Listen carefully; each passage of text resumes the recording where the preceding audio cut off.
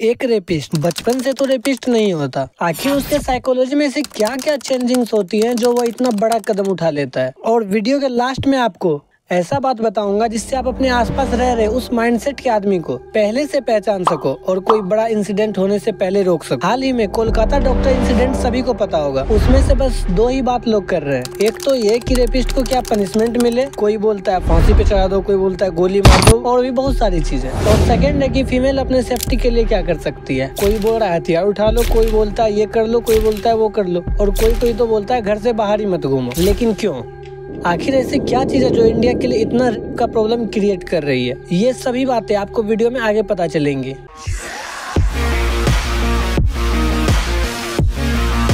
एक रेपिस्ट के माइंड को जानने के लिए 1976 में सैमुअल डी स्मिथ मैन ने एक बहुत ही अजीब सा एडवर्टीजमेंट पब्लिश करवाया था लॉस एंजल्स के सभी न्यूज़पेपर में। वैसे इस न्यूज़पेपर के बदले उसे कोई कॉल या मैसेज आने की उम्मीद तो बिल्कुल भी नहीं थी, लेकिन ये बात बहुत शॉकिंग हुई कि उसे 200 से ज्यादा लोगों ने रिप्लाई किया। और ये जान के आप भी शॉक हो जाएंगे कि वो सारे के सारे रेपिस्ट ही थे। इसमें से कुछ जो हाईलाइट थे उसमें से एक था कंप्यूटर प्रोग्रामर जिसने अपनी गर्लफ्रेंड का रेप किया था, और एक पेंटर जिसने अपने जान पहचान के किसी शख्स की वाइफ का रेप किया था, और भी बहुत सारे हैं। इनमें से उसने 50 लोगों का सामने जाके इंटरव्यू किया और एक रिसर्च पब्लिश करी। लेकिन ये तो रही फॉरेन की बात है। इंडिया में भी मधुमिता पांडे नाम की क्रिमिनोलॉजी की लेक्चरर जो मात्र 22 साल की थी, उसने खुद तिहाड़ जेल जाके वहाँ के कन्विक्टेड रेपिस्ट का इंटरव्यू किया और उसने 100 से भी ज्यादा रेपिस्ट से बात करी। और इस बीच उसने बहुत शॉकिंग चीज सुनी जिसकी उसको उम्मीद तो बिल्कुल भी नहीं थी। और 49वां इंटरव्यू सबसे शॉकिंग था। आपको यह वीडियो में आगे पता चलेगा। सबसे पहला बात तो उसने ये पाया कि उसमें से अधिकतर,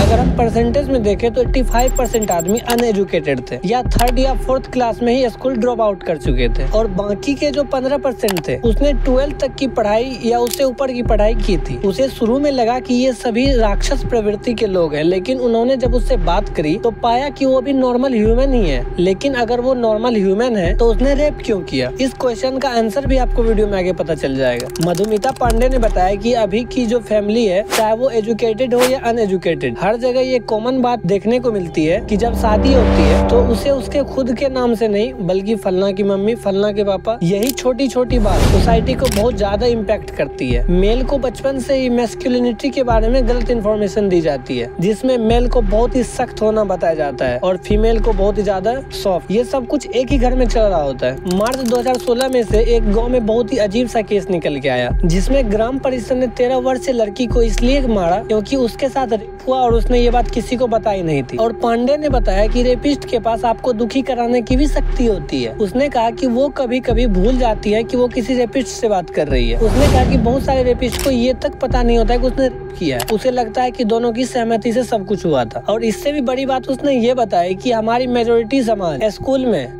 से रिलेटेड कोई भी एजुकेशन देने में डरती है कि उससे कहीं उसका बच्चा न बिगड़ जाए। उसने जितना का इंटरव्यू किया उसमें से बहुत ने तो कहा कि मैं गलत नहीं हूँ, लड़की ने ये किया था मेरे साथ जिसके कारण मैंने उसके साथ गलत किया, और लड़की पर ही सारा ब्लेम कर रहे थे। और केवल उसमें से 3-4 ही ऐसे पार्टिसिपेट थे जो अपनी गलती को गलत मान रहे थे। और 49वां रेपिस्ट से इंटरव्यू करने के टाइम में वो बहुत ही ज्यादा शॉक हुई। उस रेपिस्ट ने दरअसल 5 साल की बच्ची का रेप किया था, जिसके लिए वो बहुत ही ज्यादा पछता रहा था। उन्होंने बोला कि उसके कारण अब वो लड़की वर्जिन नहीं रही, उससे अब कोई शादी नहीं करेगा। लेकिन उसने कहा कि जब मैं जेल से बाहर आऊंगा तो मैं उस लड़की को एक्सेप्ट करूंगा और उससे शादी भी करूंगा। इसको सुन के पांडे बच्ची की फैमिली से मिलने के लिए मजबूर हो गई और किसी तरह से उसने बच्ची की माँ से कांटेक्ट करी और उससे पूछा तो उसकी मम्मी को ये तक पता नहीं था कि उसकी बच्ची का रेपिस्ट अभी जेल में है। तो ये सब बातें थी जो पांडे के रिसर्च से सामने निकल के आई थी। एक और रिपोर्ट मैं आपको बताता हूँ जिसे सुन के आपके पैर के नीचे से जमीन हिलने वाली है और आप बिलीव नहीं कर पाओगे कि हमारे देश भारत में ऐसी घटनाएं हो रही है। ये घटना उत्तर प्रदेश की है। कोई इस घटना की पूरी रिपोर्ट वॉशिंगटन पोस्ट पर मिल जाएगी। दरअसल एक महिला खेत में काम कर रही थी और वहीं उसके मालिक ने उसका रेप कर दिया। और ये बात जब उसने अपने गांव वाले को बताई तो उस रेपिस्ट को कुछ कहने के बजाय गांव वाले इसे ही धमकाने लगे। और इन सब के बाद जब वो अकेले अपने गाँव में अपने घर के आगे खाट पर बैठी थी तो वहाँ फिर से भीड़ जमा होने लगी और सभी उसी पर हंस रहे थे, जिसमें रेपिस्ट का पिता भी शामिल था। महिला ने बताया कि सभी उसके साथ गलत व्यवहार करते हैं और बोलते हैं अगर तुम अपने बात से पीछे नहीं नहीं हटी तो मैं तुम्हें जान से मार दूंगा। लेकिन इंडिया में और भी बहुत सारी घटना है। एक रिपोर्टर ने बताया कि लाइव से पहले जब उसने पीड़ित के फैमिली से बात करी तो वो नॉर्मल बात कर रही थी, लेकिन जैसे ही कैमरा ऑन हुआ तो नाटकीय ढंग से रोने लगी। और तो और इंडिया में 4 में से मात्र एक ही रेप केस कोर्ट में सिद्ध हो पाता है। बहुत बार तो ऐसा केस देखने को मिला है कि जो पहले रिलेशनशिप में था, लेकिन जब रिश्ता खराब हुआ तो बदला लेने की भावना से उसने लड़के पर FIR दर्ज करा दिया। इसी सब के बीच में जिसके साथ रियल में कुछ गलत हुआ है, तो उस केस में भी लोगों को लगता है कि वो लड़की झूठी बोल रही है और लड़के को फंसाना चाह रही है। और बचपन से ही आप स्कूल गए होंगे, तो क्या आपको स्कूल में लड़कियों से बात करने की फ्रीडम थी?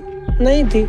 क्या आपके फ्रेंड्स में लड़की होना अच्छा माना जाता था? बिल्कुल नहीं। तो अगर बचपन से कोई इतना दूर दूर रहेगा तो बहुत सारे मिसकंसेप्शन क्रिएट ऑटोमेटिक होने लगते हैं। और लड़के को लगता है कि लड़की ने स्माइल कर दी तो मतलब वो भी आपकी तरफ अट्रैक्ट होती है। स्कूल में फिजिक्स, केमिस्ट्री, बायोलॉजी, हिस्ट्री आदि बहुत सारे सब्जेक्ट तो पढ़ा दिए जाते हैं, लेकिन सेक्स नाम का वर्ड का यूज भी नहीं किया जाता। और ये नहीं बताया जाता है कि वो भी बहुत ऊपर की चीज नहीं है, वो बस एक रिप्रोडक्शन का ही पार्ट है। अब हम शायद वीडियो के एंड पार्ट में पहुंच गए हैं। यहाँ से आप कैसे रेपिस्ट को पहचान सकते हैं, इसके बारे में कुछ टिप्स तो मिल ही जाएंगे। हर गाँव या शहर में कुछ लड़के ऐसे होते हैं जो नशा करते हैं, चाहे वो शराब का नशा हो या ड्रग्स का। सबसे पहले आप इस ऐसे इंसान को या तो एजुकेट करने का प्रयास करिए, नहीं तो उसको समाज से ही निकालिए, क्योंकि 80% केस में रेप लोग नशे की हालत में ही करते हैं। और फीमेल से एक बात कहना चाहूंगा कि बहुत बार आपका रेप होता है लेकिन आपको पता ही नहीं चलता। बहुत सारे लड़के रिलेशनशिप में आके झूठा वादा करके आपका यूज करते हैं और आपको छोड़ देते हैं। इन सब चीजों से आप बचें और शादी से पहले किसी से भी प्राइवेट में ना मिले। तो उम्मीद है ये वीडियो आपको जरूर पसंद आया होगा। अगर पसंद आया तो इस वीडियो को जरूर से फॉरवर्ड करिए और अपने समाज को अवेयर करिए।